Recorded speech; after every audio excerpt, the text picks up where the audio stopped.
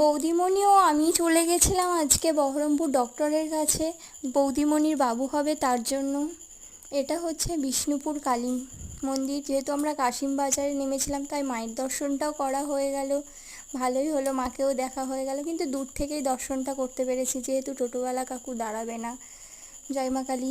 এই দেখো এই পার্কটা আমার তো দারুণ লাগে, মানে গেলে আর আসতে ইচ্ছা করে না, পুরো সবুজে সবুজে ভরা। তোমাদের কেমন লাগলো কমেন্ট করে জানিও, আমার তো খুবই ভালো লাগে। তারপরে হচ্ছে এটা ডক্টরের সামনে ভোলেনাথ, তারও দর্শন করা হয়ে গেল। আমরা স্টেশনে আস্তে আস্তে আবার ট্রেনটা চলে এসেছিলো, ট্রেনে দেখো খুব ভিড়, কোনো রকম দাঁড়ানোর জায়গাটুকু পেয়েছিলাম। তারপরে হাঁটতে হাঁটতে পুরো ক্লান্ত হয়ে তারপরে হাঁটতে হাঁটতে বাড়ি চলে আসলাম। বাড়ি আসতে দেখছি ছেলে, পুচকু আর বুনু তিনজন মিলে উঠোনে ফুটবল খেলছে। আমি ঢুকতে বলছে মা মামি আসেনি। বললাম না, মামিকে তো রেখে চলে এসেছি বাপের বাড়িতে। ওর তো মুখটা ভার হয়ে গেল।